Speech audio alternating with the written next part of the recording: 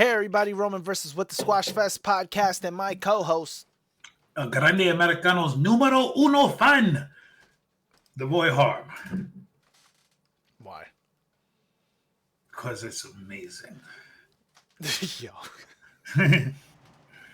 Because Ludwig Kaiser is doing such good work. We'll get into that. All right, so Monday Night Raw. How did we feel? I thought it was basically Smackdown-ish. And there were a few highlights, but other than that, not much. I didn't like the ending of the show, I'll tell you that. Oh, we'll get into that. I understood what they were doing with the ending of the show, but so we talked about this last week and how, and it might have been in one of our TikToks. We're doing a lot of content recently, and I'm forgetting where I'm saying stuff, but the booking of SmackDown and Raw for the last couple of weeks, and we talked about Vince's booking versus Triple H's booking, and we're getting more and more in lines of what Vince used to do. You're in a feud with this person. We're going to put you in a tag match with another. We'll line you with another babyface to go against the two heels. You're in a faction with somebody. We're just going to take your faction member, and they're going to face off against. They're going to face off against somebody else in an opposing faction or the person you're feuding with. Like, we're getting a lot of these things highlighted mostly last night on Monday Night Raw by the 8-woman tag match that we did not need. That match was, it's like, all right, how do we continue? Because you have a while before Stephanie can challenge the winner of the triple threat match at SummerSlam for the women's title. Stephanie has the winner of that at Clash at Paris. So how do we continue Stephanie's momentum until that? We put her in a feud with Secret Hervis. And then what do we do for Raw? We put an 8-person tag match where all of the baby faces, the Kabuki Warriors, who have nothing to do at SummerSlam. Nothing to do at SummerSlam. Rhea Ripley. Yep. And Stephanie McCur are facing the women's champion, Naomi, and the 3 members of Secret Hervis, including Chelsea Green in that. So the 3 members of Secret Hervis, right? And it's just like, I understand what you're doing, but this is something Vince would have done on a Raw in 1997. We would have gotten a random tag team match of Stone Cold Steve Austin, The Undertaker, Mankind, and one of the members of D-Generation X against, like, Kane, like Kane, a heel version of The Rock. Like, this is something he would have done years ago because, like, we got to get all of our main talent on the show. And I'm just like, it's getting kind of monotonous. Every single week where Raw and SmackDown are just tag team matches constantly. Yep. I think we had 4 matches last time, and 3 of them were tag matches. So, yeah, we'll get into it. So the show kicks off with Jey Uso and his 17-minute promo. And it's funny because he gets into the ring, and we were talking about this last night we were watching the show. He gets blown up when he's doing his entrance. He gets winded by the time he gets into the ring. And it's funny because right before we started recording, I was watching WWE Unreal, and they talk about it in episode 2 of the show, where Triple H says, you can't get winded when you're coming to the ring, and then you get into the ring to do your match, and you can't do anything. So he had that conversation with Jay? Yeah. Well, he's you'll see it when you watch it, but he talks about that in the writer's room. But he goes, this is before the Royal Rumble. He said, we want to put a rocket on your back. We want to push you. This is everything you've ever wanted, but you have to do these little things. You have to not let the rocket come crashing down, is what he told Jay.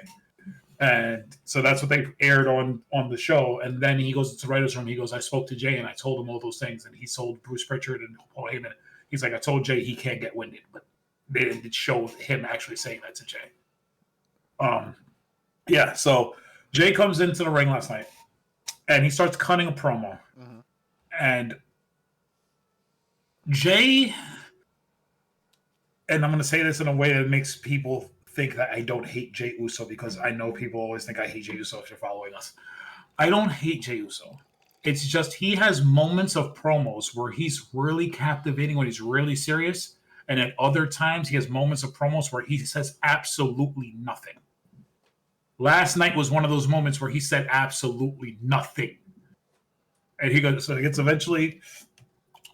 Uh, he talks about family and his talks about his family, and Matt, before he gets even started, Paul Heyman comes out, and Paul Heyman's telling him is like family is always going to let you down. Family's going to get you in trouble. Trust me, I'm the Oracle. This is not a prediction; it's a prophecy, which I loved because he just changed his entire thing from not a prediction, it's a spoiler to the prophecy now because he's Seth Rollins' Oracle. So it's just a little. It's Paul Heyman's so good. He warned Jey Uso about his match this weekend and how you need to not put your trust in all of Roman Reigns. Roman's going to let you down, just the way he always lets everybody down.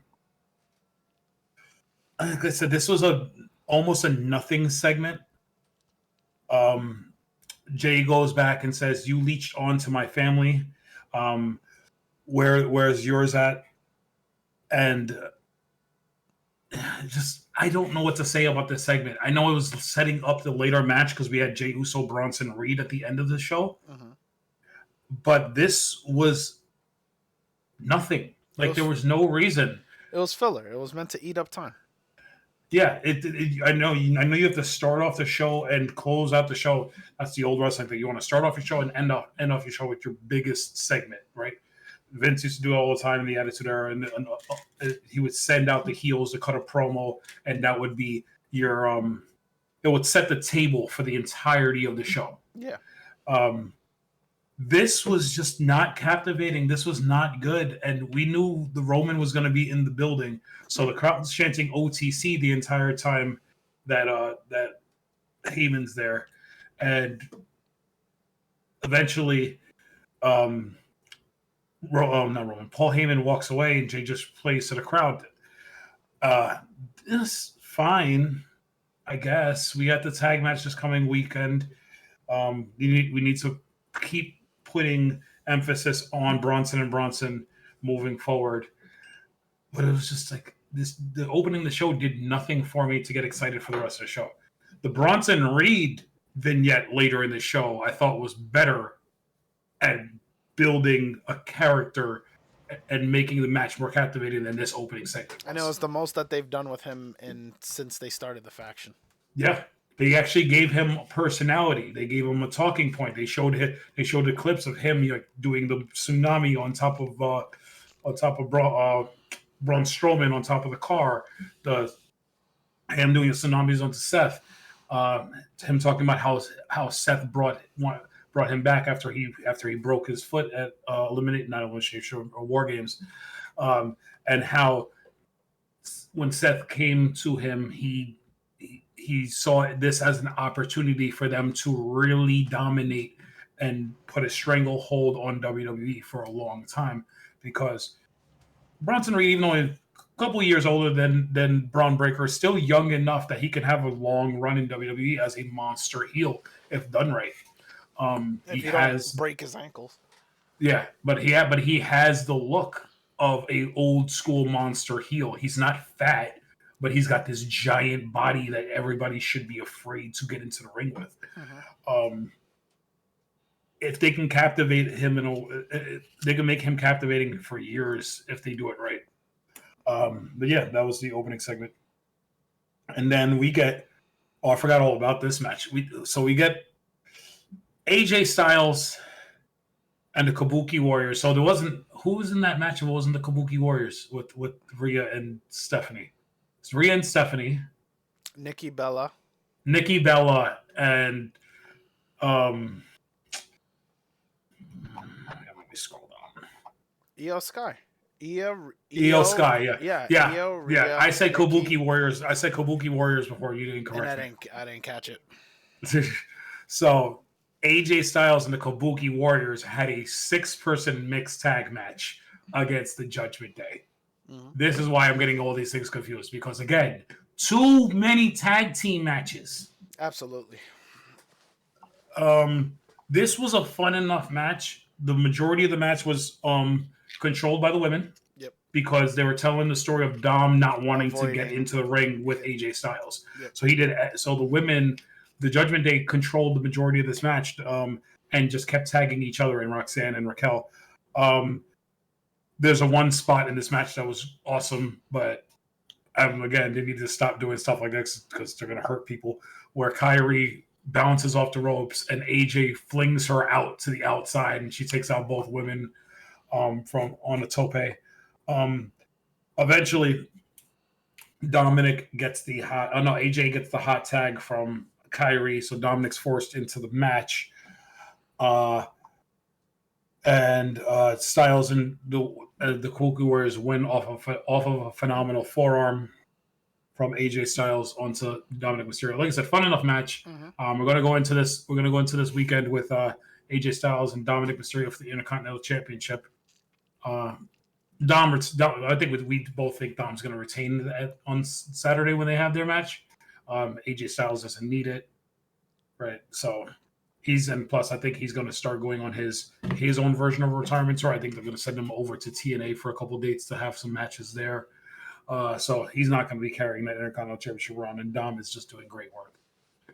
Dom showing up at AAA mega shows, Dom and getting babyface pops. There was the one spot in the match where Dom was about to take the phenomenal forearm from AJ, and Roxanne jumped in front of Dom. I love that part. Yeah, to save Dom. Story. Oh man, that was amazing. Yeah. Yeah. So later in the show, we'll talk about it now. Later in the show, before the other two members of the Judgment Day, Finn and JD, have their tag title match against the LWO as a backstage segment. And I think you walked away for this. Yeah. Where Finn tells Dom and Raquel and Roxanne, stay back here. We don't need you ringside. Rest up and play some video games. So Roxanne pulls out a Nintendo Switch 2 and hands it to Dom, and he goes, she goes, we can play WWE 2K25 together. And Raquel just side eyes her, and she goes, you know who else loves to play 2K25? Liv. And Dom goes, yeah, let's FaceTime Liv right now. And I'm just like, this kid is so oblivious to what's happening in front of him. And I understand he's supposed to be this childlike character where he doesn't understand the nuance of everything happening around him. Mm-hmm. He's supposed to be like this idiot who's always being manipulated by people, even going back to Rhea. Like he's always being manipulated by women and not understanding what they're doing to him. So it's fun. It's fun, the Judgment Day stuff every week that they're doing. Miss Carlito. We all miss Carlito. Carlito, man, Carlito Colon, man. Like I didn't like the fact that they just turned him into an R-Truth-like character. He was there for comedic effect in the group. Like Carlito could go in there and have a good match against almost anybody on the roster because he's still, early 40s, can move, looks like $1 million. But they didn't want to have Carlito be a competitive wrestler in today's WWE. It just didn't make any sense to me. Like he could have done stuff with Carlito. Mm-hmm. All right, so then we got our backstage segment. Sheamus is getting interviewed. What was that about? I hate the Sheamus stuff. Sheamus is getting interviewed, and Jackie Redmond's asking him, "What are you going to do? Eventually, what are you going to do now that you're done with Rusev?" And spoiler alert: he's not done with Rusev, and Rusev's not done with him, and nothing about that is over. Continue. He gets walked up to by Grayson Waller and the New Day, who still look like they're going to a Jamaican funeral. I'm sorry. Those guys are still playing up the fact that they lost their tag titles, all dressed in black.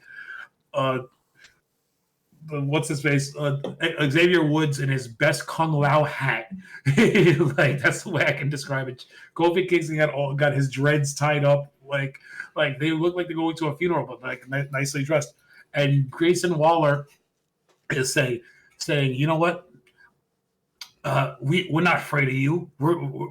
And Sheamus is like, you want to fight? You want to fight? And as he's saying this, New Day has their face on, like, what are you talking about? Where you're not with us, even though you're standing behind them. And then the camera pans away from them, and we just knew, oh, they're walking away.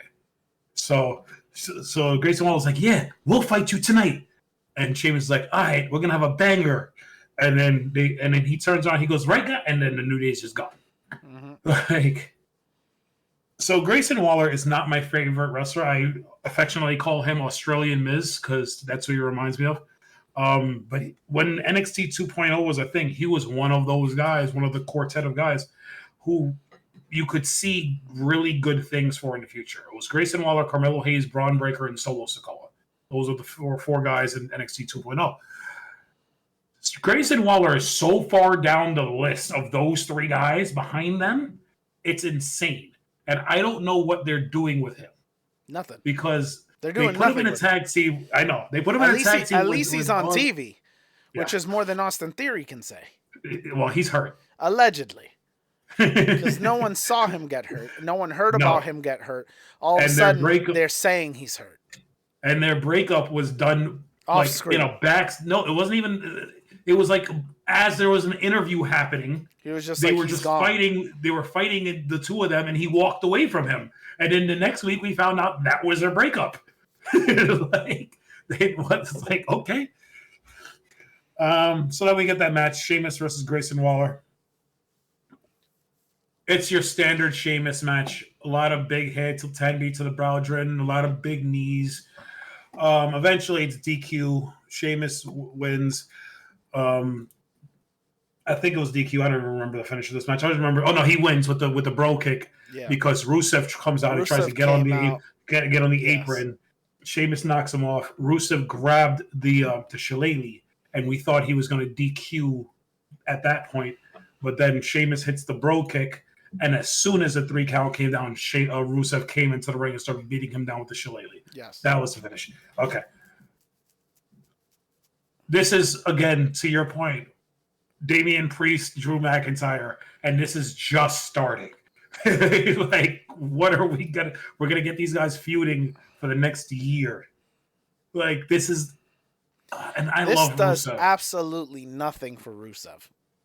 Yes, this does nothing for Rusev, and it's just the way to get Sheamus on TV.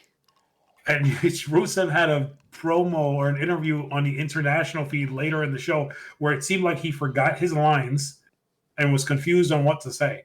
Like, I don't understand what they're doing. Like, I know you need. I said it last night. The trio of guys who came back from AEW. Andrade, he's in a tag team with Rey Fenix. Aleister Black, at least he's feuding with Damian Priest, and at the end of that could be elevated if he wins this feud. Rusev winning this feud doesn't do anything at all. He took out the Alpha Academy, which does nothing for anybody. Nope. If he beats Sheamus, okay, I guess you can say he won a Sheamus feud, so now he can take a step up the card. But who's Rusev going to feud with? I was going to say, what's up from Sheamus? What would be the next step? Because I wouldn't even think Sheamus is on the list of anything. No offense to Sheamus. Again, future Hall of Famer, but no, he's not. He just came back too. He just came back from doing nothing.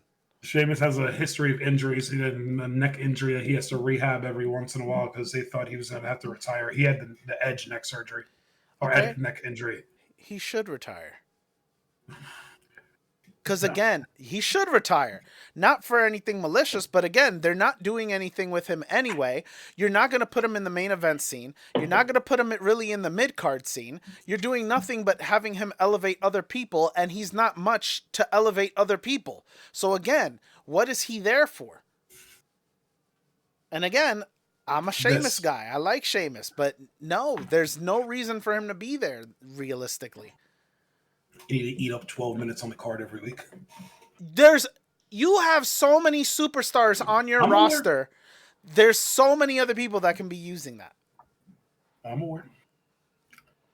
Okay. So when Rusev's done with this, and I don't know how this works because he's a heel champion, But you can step him up to Dominic Mysterio and have him go for the Intercontinental Championship. But you'd have to get Dominic Mysterio, like, he's getting over as a babyface. People cheer Dominic Mysterio, but you have to realistically do a full-blown turn of Dom for him to feud with Rusev, because you're not turning Rusev babyface. No. And so you'd have to do a full-blown turn of Dom. And I don't know. Like, again, there's not many guys who are in the singles division on these shows where you can have Rusev feud with. Mm-hmm. All right, so then we got Lyra Valkyria. I said Valkyria and her Becky Stompers. There was so many stupid things about this whole show. She comes out to the ring, and again, I only dislike Lyra's gimmick. She's not a bad talker. She's not a bad wrestler. It's the gimmick that I don't care about. It's the music. It's the bird things. It's just everything. So she comes out and she starts cutting a promo, and this is the babyface street fight promo. Becky, I've watched you your entire career. I've seen every street fight you've ever been in. I know everything that you're gonna do. But you know nothing of what I'm gonna do. You don't know what I'm capable of. I don't even know what I'm capable of. I didn't like that line, by the way. When she said, I know what you're capable of, but I don't know what I'm capable of, it made her seem weak. She needed to say, I know what you're capable of, and you're going to have to put me in the ground to finish me off, because I'm not going to stop fighting. That's the line she should have said. And it would have made her seem more... It's more of a babyface line. Because when Becky hits her with multiple manhandle slams during this match, and she kicks out every single time, they can tell the story of Lyra being a true underdog and not fighting, and being able to fight through everything to get her Intercontinental Championship back. Yeah. That was just my thinking when I saw that. This was really dumb because eventually Becky's music hits. Mm-hmm. And Lyra's looking at the stage, and we knew Becky's gonna come from the crowd side, the crowd side somewhere. Yeah. So Lyra apparently knew this as well. So she bounces off the ropes, turns around, and she goes to baseball slide drop kick Becky. If Becky's going to attack from the crowd side with a kendo stick in her hand, why is she not standing facing the ring? She was turned facing the crowd, and she allowed Lyra to kick her in the back of the head, even though you're supposed to be the one getting the jump on Lyra. Very upset. This made no sense. It didn't. It's like we were in TikTok stream, and that's the first thing I yelled. I'm like, why is she looking the wrong way? That was just really stupid. It's just... So she gets in the ring. She tries to hit Lyra with the kendo stick. Lyra blocks it, takes it, and just starts beating Becky down with it to the point where the kendo stick breaks and Becky runs away. Becky's going to win this match at SummerSlam. Yes. I don't know if we get a full-on heel Bayley turn, but I think Bayley's going to cost Lyra this match. That's my prediction. Because they had her backstage and she was doing the interview where she's like, I missed WrestleMania and now I'm going to miss SummerSlam. They're building her up to be like disgruntled and frustrated. Yeah. Yep. So yeah, I agree with you. At some point she's going to interfere and she's going to cost her the match, and we're going to get a heel Bayley. A heel Bayley sometimes can be more captivating than a babyface Bayley. Like, she's good at both, but I think Bayley's heel run when she first turned heel was just so good. Yeah. Like, I would prefer that right now. She said it herself. She feels more comfortable being a heel than a babyface. Because her babyface character in this role is still rooted in her heel stuff, in her heel character. Like, she's not Hugger Bayley anymore, where she can just be overtly super babyface and play to the crowd. Right now, she's just comes off as female wrestler who appreciates everybody, and it's a little bit harder to do that when you're not like John Cena, Cody Rhodes level of babyface. You know, Yeah. you have to be more nuanced in your babyface. When as opposed to just being a heel, you can just be heel and be an asshole to everybody. Yep. And a lot of wrestlers find that more fun. All right, so then we got our sit down interview between Corey Graves and Sami Zayn before their match at SummerSlam, and Sami Zayn says that he's looking forward to SummerSlam in this match against Karrion Kross because he just wants to be done with Karrion Kross. He doesn't want to. He doesn't know what Kross's end game is. He doesn't care. He doesn't care what Kross what Kross wants. What Kross wants him to say. He just wants to be done with him. Kross sits down. Kross asks Corey comes into the room and asks Corey to leave. He sits down. And he says the thing. Finally, we get some motivation out of Kross, and he said the thing I have said before. Everybody I interact with eventually shows their true colors.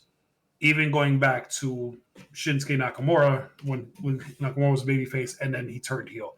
So he goes, eventually everybody shows their true colors, and I just want everybody to be truthful with themselves. So when I beat you at SummerSlam, I want you to say, Kross was right. And Sami promises that if he loses, he'll say anything that Kross wants him to say. But Kross will have to look Sami. If Sami wins, Kross will have to look Sami in his eyes and admit that he was wrong about Sami. Again, in traditional wrestling storytelling, Sami should get this win. Yes. To get him over more as a babyface. Yes. And also, if you want to keep him as a babyface. Yes. But Kross is already so over with the fans. Mm-hmm. Kross needs this that win. He needs the win. This is how you make a new star. Yep. And Karrion has everything to be a star. He's captivating on the mic. He looks like $1 million. He's a decent enough wrestler. Yeah. I'm not going to say he's a great wrestler, but he's a decent enough wrestler.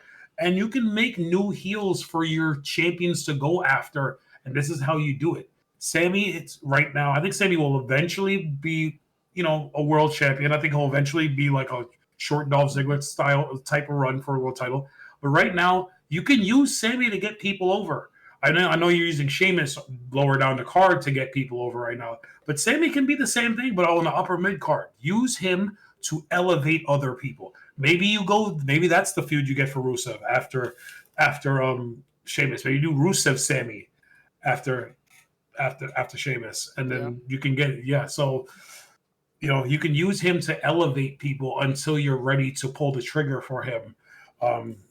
Because eventually, when he wins that world title, it's going to be a Daniel Bryan, Jey Uso style moment for Sami Zayn. He'll eventually win it, but it was good. It was a good segment. I'm interested in the match because I'm a Kross fan, and I want to see what they do with it. All right, so then we get our 8-woman tag team match.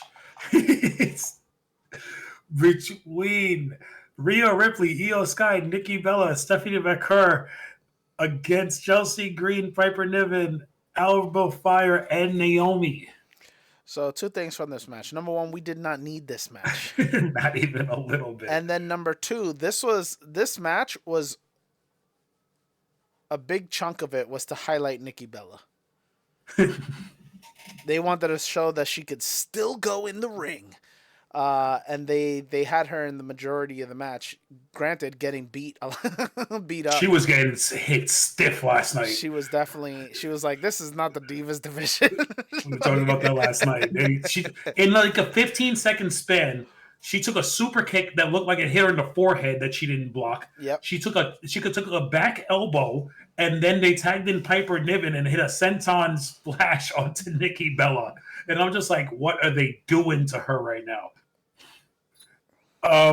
It was to highlight Nikki Bella, and because she's in a quasi feud with Chelsea Green right now. Yeah.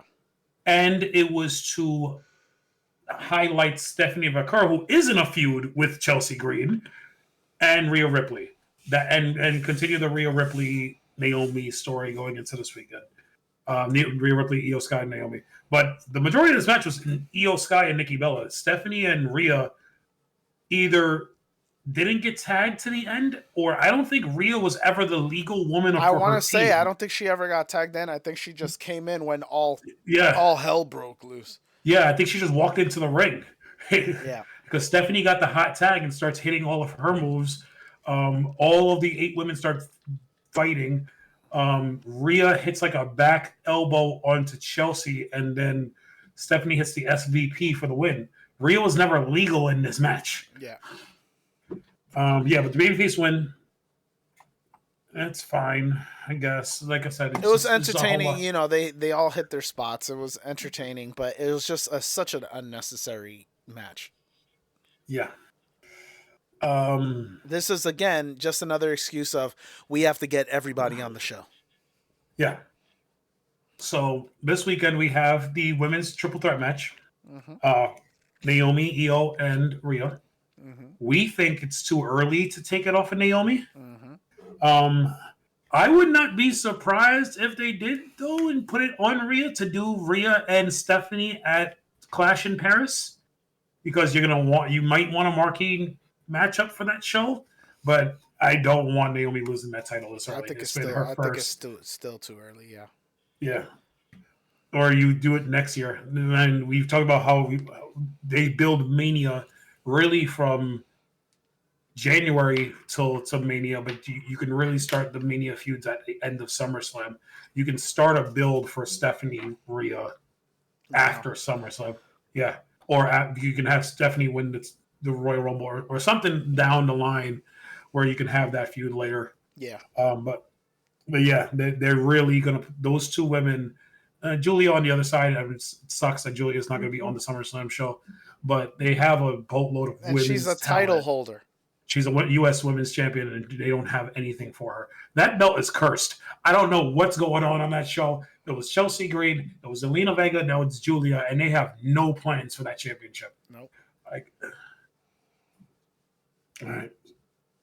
So then we get our other tag team match. We get the Judgment Day versus the LWO. Fun match. We knew going in the LWO had 0% chance of winning this match. Cruz del Toro and Joaquin Wilde are a great tag team. It was a lot of fun.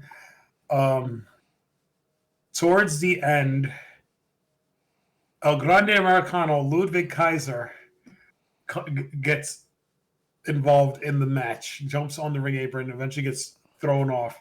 Joaquin Wilde goes to the top shelf. And I don't think it was Joaquin Wilde. I think it was Cruz del Toro. It doesn't matter. One of the LWO members goes to the top row. And we get the appearance of another masked luchador to pull Joaquin Wilde off the top so Finn can hit the double stomps and get the win. Everyone online seems to think that this person is Pete Dunne.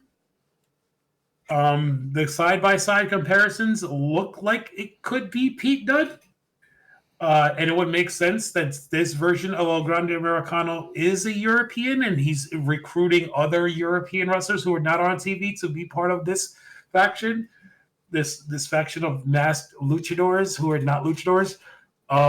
It could be great. I'm sorry, I've been saying this for months. I wanted American Made in luchador masks with Chad Gable. We're gonna get Ludwig Kaiser and possibly Pete Dunne in luchador masks, and that could be how you keep them on TV, because they can feud with the Creed brothers, because El Grande Americano original was Chad Gable, and they're pissed off that these guys are stealing Chad's gimmick. That could be fun. Besides the fact that they're going to be feuding with all of the Mexican talent on Raw. Oh, did you see by the way, the clips of Ludwig Kaiser going down to the Mexican Super Show this weekend and cutting promos in Spanish and trying to get heat, and the Mexican fans were cheering him? Like, they can do so much with this gimmick right now. WWE's firing on all cylinders because it's silly, but it's good. Can I go now? Yes. I don't need a third. I didn't need a first. I definitely didn't need a second. I don't need a third of this Yo, what are we doing, bro? For what purpose? This is not silly. This is stupid beyond stupid. Don't get me wrong, it's entertaining, but now they're just getting ridiculous. What is the purpose of a third now? No purpose. And Grande Americano, and two of them aren't even American. None of this makes sense. This is so dumb. And this is why I say Raw is becoming SmackDown-ish. Not only with the tagging, but just the stupidness. This is hilarious. It is fun. It brings the joy up. I want to see what they call this masked luchador next week, because it looked like, if this is Pete Dunne, it looked like he got a mask off of Temu. It looked like an early version of a 1995 Rey Mysterio mask that somebody made for $5. Well, the stupid part is people online are thinking that it's Rey Mysterio as well. And I'm It's just like, not Rey Mysterio. It's 100% not Rey Mysterio. He doesn't have none of the tattoos. He's still a little taller. Like, what are we doing? And why would Rey come back and cost the LWO? Also, that doesn't make any sense. You get, like, storyline wise, why would the greatest luchador in the history of Mexican wrestling and American wrestling cost the luchadors a match against? Well, why would he side himself with people who are disrespecting his heritage? Yeah. That doesn't make sense. It doesn't. I'm just saying, I need more of this. You seem like you don't need more of this. I definitely need more of this. This is the dumbest thing I've ever seen in my life. It's not. This is definitely not the dumbest thing. It's not even the dumbest thing we've seen in wrestling like in the last couple of years. I hate it. All right. So when we get CM Punk and Gunther face to face. So Gunther comes out and he goes, I left the voice of the voiceless speechless last week. Before he could say anything, Punk comes out and he says, basically, I may not drink, I may not smoke, but I am addicted. I'm addicted to being world champion. And I don't want to be champion. I don't want to be champion. I need to be champion. Yeah, I'm addicted to this feeling when I'm in front of these people. I'm addicted to the crowd. I've been doing professional wrestlers the only thing I've ever wanted to do since I was a child. So I'm addicted to this. And you're right. I don't call myself the best in the world. I don't deserve to call myself the best in the world. I earned that right, because if you put my resume against anybody else's, it stacks up. And your resume, although great, is just getting started. You don't stack up to where I am. He basically just ran Gunther down and said he's going to walk out with the title. This was a good promo by Punk. But again, I said it last night. Gunther looked really weak in this promo. I understand he got the one-up on Punk last week. Punk gets the one-up on him this week. But there should have been some sort of retort from Gunther last night before. I'm not trying to hear that, because realistically, there should have been a retort last week from CM Punk. That's more damning. We've seen Gunther not respond before. When CM Punk didn't respond at all last week, that was more damaging, and that's what made CM Punk look weak. So he had to retort this week, and he had to come out strong, and he did. So I'm not trying to hear that. I'm tired of every feud going into it where Gunther looks weak. They did it with Jey Uso. I don't care so long as they make the man win. They did it with Goldberg. Now they're doing it with Punk. Like, I get it. Gunther's strong suit isn't the mic skills. It's the in-ring skills. He's not. No, he's a good talker. I'm not saying he's not a good talker, but that's not what I'm saying. I'm saying his character is more of a I'm going to back it up versus I'm going to say it. I get that. And we'll do our predictions probably later in the week, but I don't know if Gunther wins this weekend. Oh, I don't know either. I don't know if Gunther wins. I think they might pull the trigger and put it on Punk. So we'll see. I don't know. The only thing I can come up with is, again, Seth Rollins has said, while he's here, I will never allow CM Punk to win a heavyweight championship. So even if Seth is hurt, Seth can do something to cost CM Punk this match. The problem with that theory is this is almost 2 years of these guys now. It's been a lot between Seth and Punk. Going back to even before the Netflix Raw this year, going back to really the night Punk returned, which was Survivor Series 23. So it's been a year and a half of just Rollins and Punk just feuding. So do we really want that to continue going on? That's fine. That one doesn't bother me because what they do is they feud for a little bit and then they take off and they head in different directions and then they come back to it. It's not every single week for 2 years. Understandable. I'm just saying, it's like, God, we need something else for Rollins.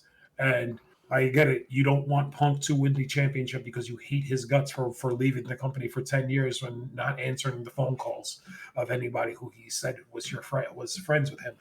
But it's a lot to continuously get, we're getting Punk Rollins again. Mm-hmm. It's approaching Cody Roman territory.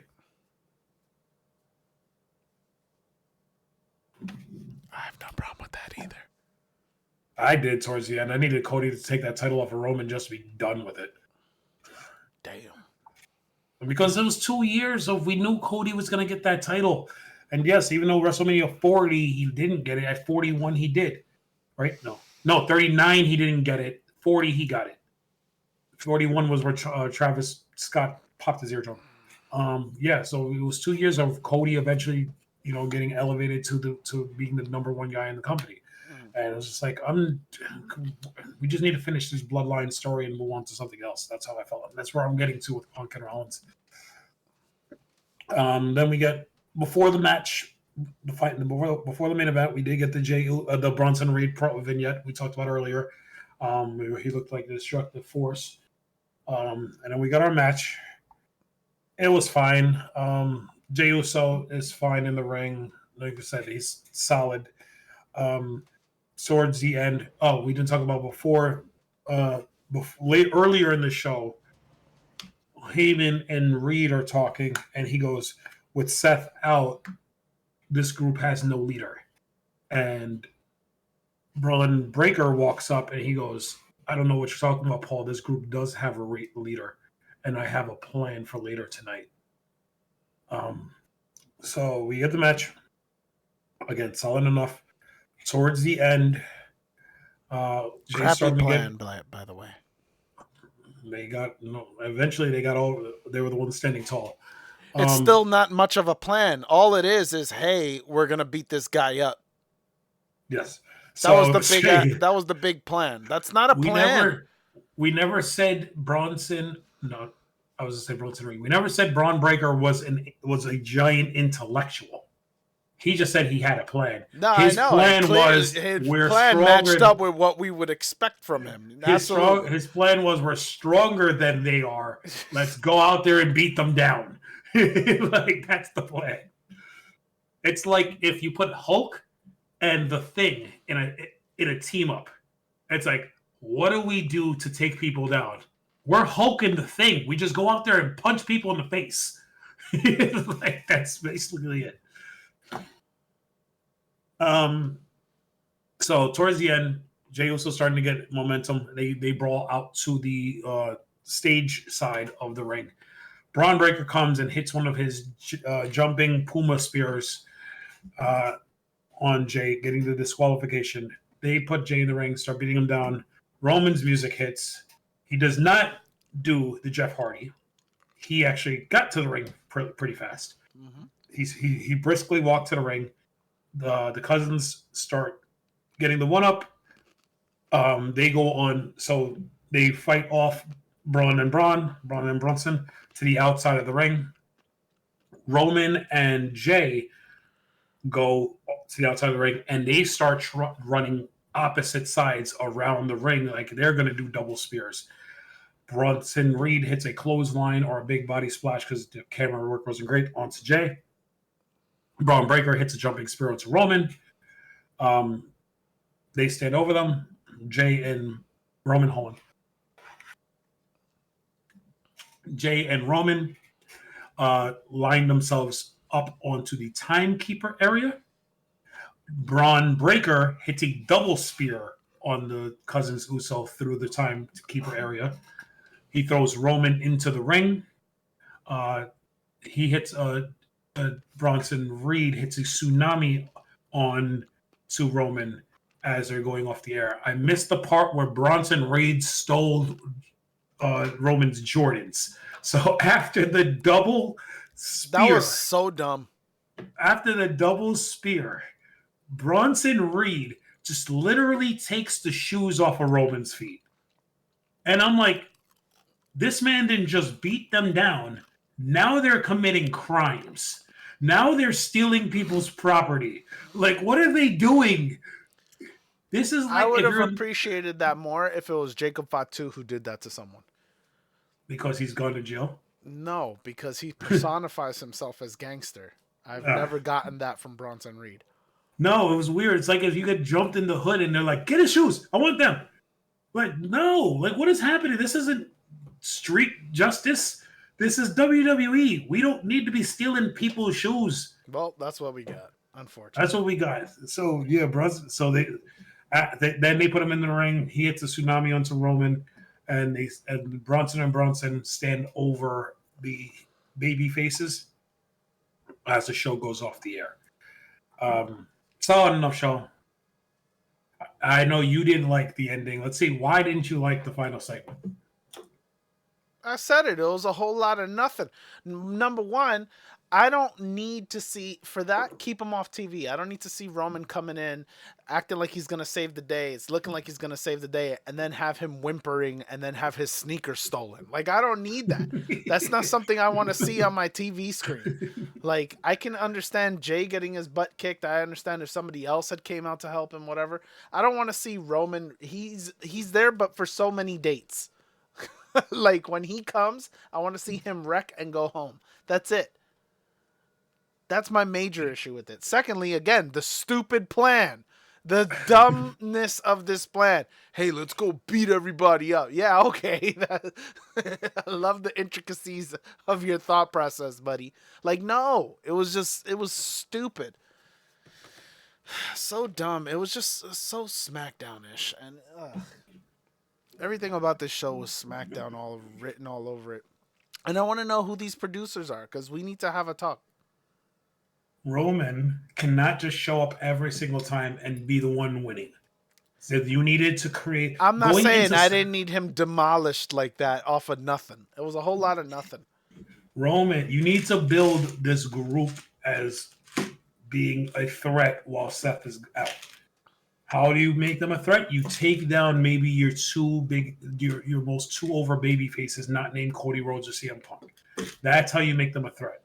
Because we know Jay and Roman are not going to lose this weekend. They're going to win that match. But you need to have Braun and Bronson look strong and like they're a physical threat going into and coming out of SummerSlam. They had to beat them down.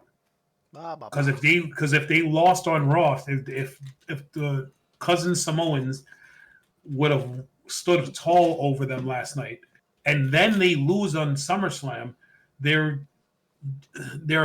essentially not much better than Alpha Academy or another group who has no direction without their leader. You have to make them strong while Seth's gone. I said what I said. I can't with you. All right, so that was Raw. I want them to come out with a group that's like APA. They have that in AEW. It's called the Hurt Business or the Hurt Syndicate. I didn't say AEW. I don't recognize that company. You need a tag team on Raw or SmackDown who's just interested in beating people down for money. Not necessarily for money, but just interested in beating people up. But that was the thing of the acolytes. The acolyte protection agency were just paid to beat people I up. know what they are. I'm the one that brought them up. I'm just saying I would like for a group to be like that. Just go around and beat people up. Because there's a bunch of groups in this goddamn company that shouldn't be motivated by belts, but yet they are. Sheamus and Rusev can be that group. I'm moving on. You said it. I just threw two names out, and they fit the build for that group. If you wanted two guys who are just interested in beating people down, Sheamus and Rusev, put them together. Yeah. I just gave you some names. I'm gonna make that group in 2K. Bump that, and it might be those two names. That's it. All right. Well, that was the show. You know what I also want to do? I want to go on 2K right now and see if somebody made the third Americano, because I guarantee you somebody did already. It's probably there already, but he doesn't have a name. So what would you even name him? He's probably gonna be third Americano, or Chiquito Americano. Well, you have the Big Coffee, which is what, or the Big American is what it's heard it changed it into. But Grande Americano is a coffee. So, I don't know. We'll see. I'm interested on that story moving forward. I don't want to see what they name him. I love, if that is P Dunne under the hood. I love P Dunne. I've always thought P Dunne could be a star, except he can't cut promos. But in ring, P Dunne is great. What's that mean for the other guy? Tyler Bate. I don't know, man. He showed up on one episode of SmackDown. He came out recently and said he's not hurt. They're just not using him. I don't know what you do. I know. I don't put Tyler Bate under a hood. That's gonna like we need another one, a trio of European wrestlers under luchador masks. Because then, if you do that, technically you can do American made. I just talked myself into it. You can do American made versus the European luchadors when Chad Gable gets back. No. And then you can, when Ray gets back, I'm tired of SmackDown. When Ray gets back, you can do a three-way triple threat tag team match. The stupidness that's coming out of your lips right now is probably the same conversations they're having on SmackDown. 9-man tag team match. They're probably discussing this right now. And this is Raw, not SmackDown. No, but aren't they mostly on SmackDown? American made and all of them, I thought. No, they're on Raw. Oh, never mind. Well, whatever. SmackDown logic has plagued and come over directly to Raw, so whatever. So your 9-man tag team match between American made, the European luchadors, and LWO. Clearly, everybody at Survivor Series. No. That's the type of booking they would do. That's the problem. And the sheer excitement in which your tone is, they absolutely they share that. And then you can get the spot where all of the luchadors are sitting there and the LWO unmasks them all at the same time. Think about the pop the crowd would have. That would be a great moment. No. Okay. So that was Raw. Yes, it was Raw. That was Raw, a.k.a. SmackDown 2.0. SmackDown and Jesus. Yeah. Overall, it was a solid show. It was okay. I miss the days where Raw and SmackDown go-homes were really built to get you excited for the pay-per-views and not just another show. This just felt like another show and nothing other than Gunther and Punk. I mean, I guess the main event segment, but there was nothing else that pushed you or moved the story along before SummerSlam. Agreed. And it's this Saturday, right? It's Saturday and Sunday. Mm-hmm. Oh, and we missed a segment where EO tells Rhea, "You'll never beat me." That was the only backstage thing that they did to elevate, move forward the story of. She said, "You've never beaten me, and you never will." Yeah, and you never will. That was the only thing that they did to move the women's storyline along uh, towards the match because Naomi didn't really do anything on the show. She had a promo, but even that was like, she's saying the same thing, calling everybody a bunch of heifers. Yeah. But yeah, I think that'll Overall, I think that was a solid show. It's just too much tagging for me. Too much. 4 out of the 5 matches or 3 out of the 4 matches. I forget how many matches there were tag matches. Like the only singles match we got was the Jey Uso. No, 2 singles matches. Jey Uso and Bronson Reed and Sheamus and Grayson Waller. Grayson Waller. The other 3 matches were tag matches. So 3 of 5. 3 of 5 were tag matches. Terrible. And again, this is our fault because we said you're not doing anything with the tag division, and they heard that, and they said not only are we going to do stuff with the tag division, we're going to make up tags. We got a 6-person tag match, we got an 8-person tag match, and we got a tag team title match last night. Okay. Yeah. That's going to do it for us. We will be... so, yeah, that'll do it for us for today.